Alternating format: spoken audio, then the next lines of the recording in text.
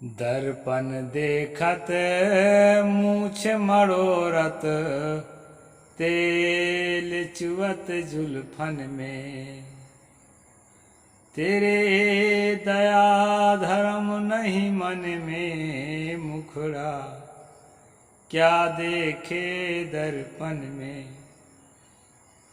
नमस्कार दोस्तों, मैं अविनाश दास रेशनल कबीर यूट्यूब चैनल में आप सबका हार्दिक स्वागत करता हूं। साथियों, यदि आप इस चैनल को सब्सक्राइब नहीं किए हैं तो सब्सक्राइब जरूर करें और शेयर करके अपने सभी साथियों तक पहुंचाएं। मैंने एक छोटी सी कविता बोली। कविता का एक अंश सतगुरु कबीर साहब का। साहब ने कहा कि दर्पण देखत मूछ मरोरत, तेल चुवत जुल्फन में। तेरे दया धर्म नहीं मन में, मुखड़ा क्या देखे दर्पण में। दोस्तों, देखने में लगता है कि ये साधारण सा तंज कसा जा रहा है, लेकिन इसमें बहुत भाव छिपा है। सतगुरु ने अपने समय के राजे रजवाड़े का वर्णन किया है। उस समय के राजे रजवाड़े कैसे होते थे। आजकल होता ना तो कहना पड़ता कि 10 लाख का सूट पहनते हो और जो है जनता तुम्हारी बहुत बड़ा हिस्सा ऐसा है जो फटी चड्डी के लिए तरस रहा है। हजारों करोड़ धन लेकर के भागने वाले को कर्जा माफ करते हो और यहाँ जो खाने को लिए तरस रहा है उसके घर को रुक करा देते हो। ऐसा कहना पड़ता दोस्तों। लेकिन सतगुरु कबीर साहब के समय में जो राजे रजवाड़े थे उनके बारे में उन्होंने कहा कि ये राजाओं, तुम्हारे हृदय ना पत्थर का है, थोड़ा भी दया धर्म नहीं है तुम्हारे अंदर।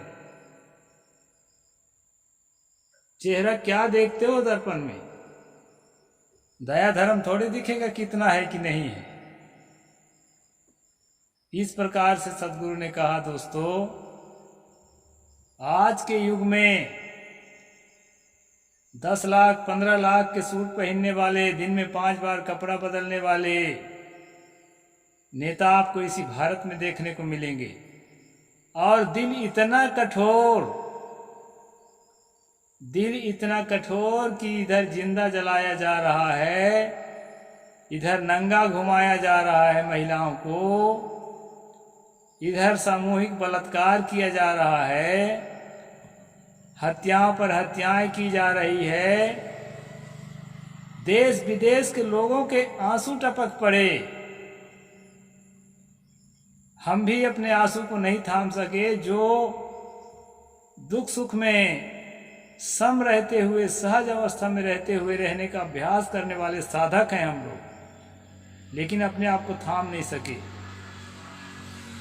लेकिन गुफा में घुसने वाले ऐसे साधक भी हैं इस देश में, जो सबके मालिक होने का प्रतिनिधित्व करते हुए भी अपने आंसू को भीतर ही भीतर रोक लिए। दिल पिघला कि नहीं पिघला हम नहीं जानते भाई। तो मेरे कहने का मतलब है दोस्तों, जिस समय भारत का संविधान बन रहा था 1946 से लेकर के 1949 तक 299 दिग्गज लॉयर, बड़े बड़े विद्वान मिलकर के और डिस्कस करते थे एक एक आर्टिकल पर। और उन्हीं के बीच में ड्राफ्टिंग कमेटी के जो चेयरमैन थे, उन सब से बढ़कर के, कई गुना बढ़कर के दुनिया के महाविद्वानों में से एक विद्वान डॉक्टर बाबा साहेब अम्बेडकर चेयरपर्सन थे। उस समय दोस्तों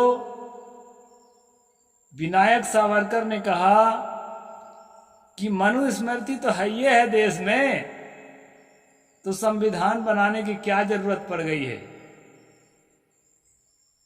दोस्तों, जो भी मनुस्मृति को संविधान मानने वाला है और जो भी सावरकर जी के अनुयायी है, उसको पहचानने में देर नहीं लगेगा। अभी मैं मनुस्मृति का स्ट्रीम कर रहा हूं और राजा का लक्षण बता रहा हूं, और अपनी ओर से नहीं बता रहा हूं, मनु जो लिखा है उसके आधार पर बता रहा हूं। आप लोग मिलान करके देख लेंगे कि बाबा साहेब अम्बेडकर के संविधान को कौन कितना मानता है, कौन उसके प्रति कितना सम्मान रखता है और कौन सम्मान नहीं रखता, और कौन मनुस्मृति के प्रति सम्मान रखता है। आपको जो है एकदम स्पष्ट हो जाएगा आज की वीडियो में। राजा का जो लक्षण बताया है, वैसे कल भी मैं इसी विषय पर स्ट्रीम किया था, लेकिन उसी को आगे बढ़ाते हुए दोस्तों आज कुछ 2-4 श्लोक और इसी विषय पर बोलूंगा। तो चालू करते हैं। यस्य प्रसादे पद्मा श्री विजयश्च पराक्रमे मृत्युश्च वर्षति क्रोधे सर्वतेजमयो हि सः। ये 7वां अध्याय का 11वां जो है श्लोक है दोस्तों। जिसकी प्रसन्नता से महती लक्ष्मी, पराक्रम से विजय और क्रोध में काल रहता है, इसलिए वह राजा सर्व तेजोमय होता है। जिसकी प्रसन्नता से महती लक्ष्मी, और राजा साहेब जिसके ऊपर प्रसन्न हो गए ना, राजा साहेब के अनुकूल काम करने लगा, तो कितना भी करप्ट हो, कितना भी भ्रष्टाचार का आरोपी हो, वह दूध का धोया हो जाता है। उसके लिए फिर मन चाही जो है राजा साहेब उसको सुविधा और पद और जो है ऐश्वर्य प्रदान करने लगते हैं। हाँ, जिसकी उनकी प्रसन्नता से, राजा के प्रसन्नता से, और पराक्रम में विजय है, उसके पराक्रम में विजय है, वो हारता उड़ता नहीं है। और कहते हैं क्रोध में काल रहता है। अगर क्रोध कर दिया ना, गुस्सा तो वैसे होते नहीं देखेंगे आप, लेकिन उनका गुस्सा बहुत भीतरी होता है दोस्तों। अच्छे अच्छे को चना चबा देता है। बड़े बड़े मंत्री, प्रधानमंत्री, मुख्यमंत्री या कोई भी जो होते हैं ना, उनको सड़क में रेंगा देता है। कब किसी के घर में रेड पड़ जाए, कब किसी के घर में ईडी आ जाए, सीबीआई आ जाए, और उसको जो है तरह तरह के असली और नकली सबूत इकट्ठा करने वाले पहले से सेटिंग लोग आ जाएं, फिर देखना उसको तो जेल जाना ही पड़ेगा। वो कितना अपराधी है कि नहीं है, ये बाद में देखा जाएगा। कम से कम अभी चुनावी माहौल है, अभी तो उसके पैर पीछे खींचने के लिए ये सब पर्याप्त हो सकता है। ऐसा जो है दोस्तों यहाँ पर राजा का वर्णन है। उसके क्रोध में काल रहता है, इसलिए वह राजा सर्व तेजोमय है। बाबा साहेब ने कहा था ना, व्यक्ति पूजा जो है राजनीति में खतरनाक है। किसी व्यक्ति को आगे करके और उसकी पूजा अगर करेंगे, सबके सब अंधभक्त बनेंगे, तो देश जो है रसातल की ओर जाएगा। ये मनु का संदेश नहीं है, ये बाबा साहेब का संदेश है, लेटेस्ट। मनु का संदेश तो प्राचीन काल का है। फिर क्या कहते हैं, तम यस्तु द्वेस्तु सम्मोहास्त विनश्य संशयम तस्यासु विनाशाय राजा प्रकृते मनः। अज्ञानतावश जो राजा के साथ शत्रुता करता है, यानी उसके विपक्ष में सोचता या बोलता है, वह निसंदेह नाश को प्राप्त होता है। राजा उसका नाश कर देगा, उसके खिलाफ सोचना बोलना मना है। और अगर प्रजातंत्र में भी ऐसा है ना, आर्टिकल 19 में जो है एक्सप्लेशन का सबको जो है राइट दिया गया है कि अपने अंदर की बात आप व्यक्त कर सकते हो, दूसरा आदमी सहमत हो ना हो उसकी मर्जी की बात है, संवैधानिक दायरा में रहते हुए। तो ये फंडामेंटल राइट है, लेकिन इस फंडामेंटल राइट का भी उपयोग करने के लिए जो है ना मुश्किल पैदा कर सकता है अगर मनु का सच्चा अनुयायी है। तो यहां कहा है दोस्तों, अज्ञानतावश जो राजा के साथ शत्रुता करता है वह जो है निसंदेह नाश को प्राप्त होता है, उसका नाश कर दिया जाएगा। उसके विनाशार्थ राजा शीघ्र ही अपने मन को नियुक्त करता है, अपने मन को जो है तैयार करता है उसके लिए षड्यंत्र रचने के लिए, साजिश। पहले तो साजिश रचना ही नहीं पड़ता था, ये फलाने को बुला के लाओ अब कोड़े बरसाओ उसको, या ये सजा दो यह सजा दो, ऑर्डर भर देना पड़ता था।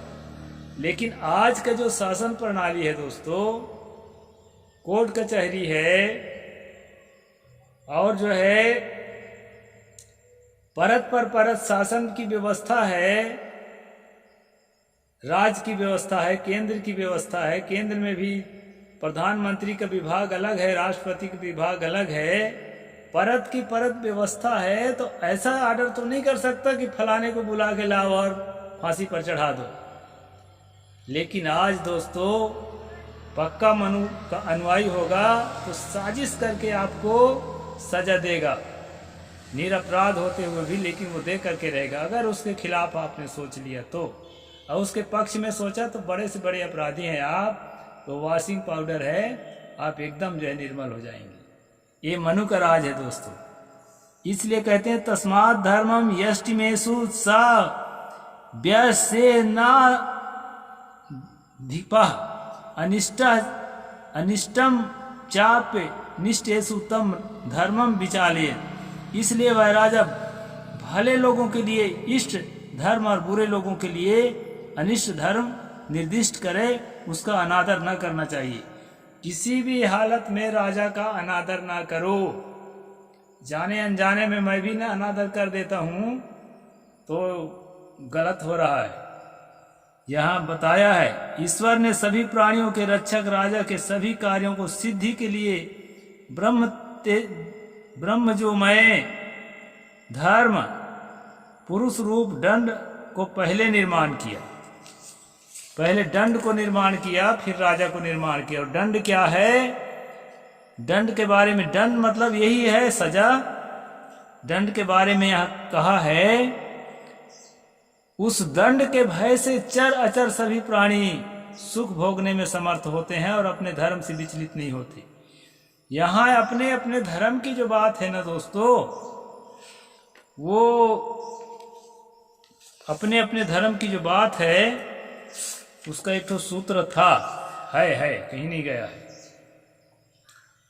स्वे स्वे धर्मे विशिष्टा नाम सर्वेषां मनु पूर्वशः वर्णा नाम आश्रमा नाम च राजा सृष्टो अभिरक्षिता।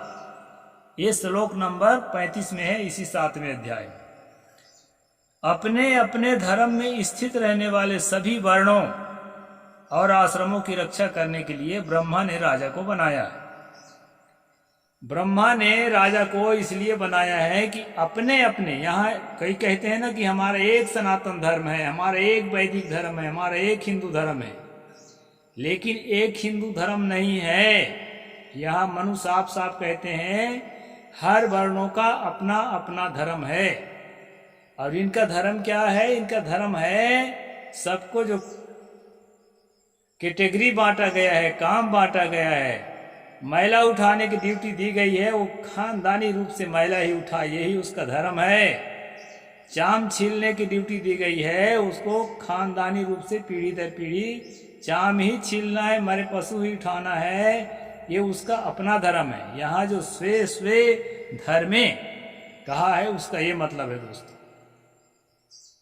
और राजा को ब्राह्मण की पुजारी होना अनिवार्य है। ये केवल मनु के कहा हुआ है ऐसी बात नहीं है, इसमें है ही है कि ब्राह्मण पर्युपासित प्रातरुत्थाय पार्थिवा त्रैविद्य वृद्धान विदुषा श्रेष्ठा च शासने। राजा प्रतिदिन सवेरे उठकर वेदों के अर्थ जानने वाले नीतिज्ञ शास्त्रज्ञ ब्राह्मणों की सेवा करे।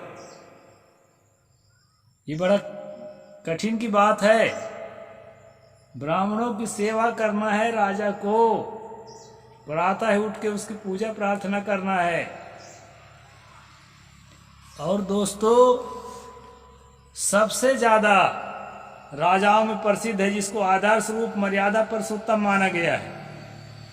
इनकी भाषा में मैं तो नहीं मानता भाई, मेरे लिए मर्यादा पुरुषोत्तम अगर इस संसार में कोई है तो महात्मा ज्योतिराव फूले है। उन्होंने गृहस्थी की मर्यादा को, राज की मर्यादा को और मानवता की मर्यादा को, जैसा उनके जीवन को पढ़ता हूं तो मेरा दिल जो है ना बिल्कुल पिघल जाता है। और भी महामानव हैं, उनके आदर्शों पर चलने वाले, उनके पीछे वो सभी हैं, लेकिन वो अग्रणी हैं। तो दोस्तों यहाँ जो मर्यादा पुरुषोत्तम कहा गया है उसके बारे में भी मैं बता देता हूँ। ये अयोध्या कांड के प्रथम सर्ग में आप देखना श्लोक नंबर 15। वैसे तो पूरे किताब में बहुत सारी बातें मिलेगी आपको इसके समानांतर, लेकिन मैं एक उदाहरण दे देता हूँ। सानुक्रोशो जित क्रोधो ब्राह्मण प्रतिपूजक दीनानुकंपी धर्मज्ञो नित्यम प्रवान शुचि। वे परम दयालु क्रोध को जीतने वाले और ब्राह्मणों के पुजारी थे। ये किसके लिए कह रहे हैं? राम के लिए कह रहे हैं, यानी कि उसकी प्रशंसा में कहा जा रहा है। उनके मन में दीन दुखियों के प्रति बड़ी दया थी और वे धर्म के रहस्य को जानने वाले, इंद्रियों को सदा बस में रखने वाले और बाहर भीतर से परम पवित्र थे। परम पवित्र रहना ठीक है, इसका हम समर्थन करते हैं। दोस्तों मनु के संविधान में ब्राह्मण का पुजारी होना हर आदमी को जरूरी है, चाहे वो राजा हो चाहे राष्ट्रपति हो। ब्राह्मण के प्रति विनम्र होना रहेगा तभी काम बनेगा। और ब्राह्मण किसके प्रति विनम्र रहेगा ये कहीं पर नहीं लिखा है। देवता और भगवान तब को जो है कहा है ना कि मंत्र के अधीन जो है देवता है और ब्राह्मण के अधीन मंत्र है, इसलिए देवताओं से एक सीढ़ी ऊंचा है। इस प्रकार दोस्तों यह ब्राह्मण धर्म है।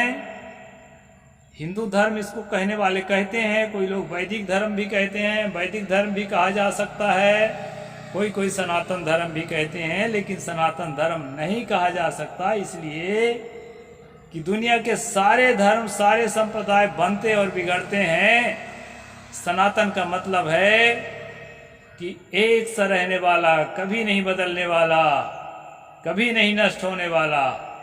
तो हमको तो ऐसा कोई दिखाई नहीं पड़ता दोस्तों, सब बनते बिगड़ते हैं। बहुत सारे नियम बने, बहुत सारे बिगड़े, ऐसे करते करते पहले के सारे नियम परिवर्तित हो गए, सारे नए नियम आ गए। इसके बाद आज के नियम भी बदल करके सारे नए नियम इसी हिंदू धर्म में आ जाएंगे। इसलिए दोस्तों ये भ्रम फैलाते हैं कि सनातन सनातन सनातन कुछ होता ही नहीं है। प्रकृति के नियम बस सनातन है। आग में पानी पड़ेगा तो आग बुझेगी, पानी के पड़ने से आग का बुझना ये सनातन नियम है। इस प्रकार प्रकृति के नियम सनातन है दोस्तों। भूख लगती है तो भोजन से तृप्ति होती है, यह प्रकृति के नियम है, ये सनातन धर्म है। और बाकी दुनिया में और कोई सनातन धर्म नहीं है, इस बात को मैं मानता हूँ। अब ये मनुस्मृति का रेगुलर जो है आप लोग अनुशीलन करिए दोस्तों। पिछला स्ट्रीम ना देखे हों तो पिछला भी देखिए और इस स्ट्रीम को भी आगे तक पहुँचाइए। फिर आगे की बात मैं आने वाले दिनों में बताऊंगा। लाइन से पढ़ता चला जा रहा हूं दोस्तों, कुछ बहुत ज़्यादा रिपीट रहता है तो कुछ श्लोक जरूर छोड़ता हूँ, तो इसका आप सब लोग लाभ लीजिए। साहिब बंदगी। जय भीम, जय जोहार, जय भारत।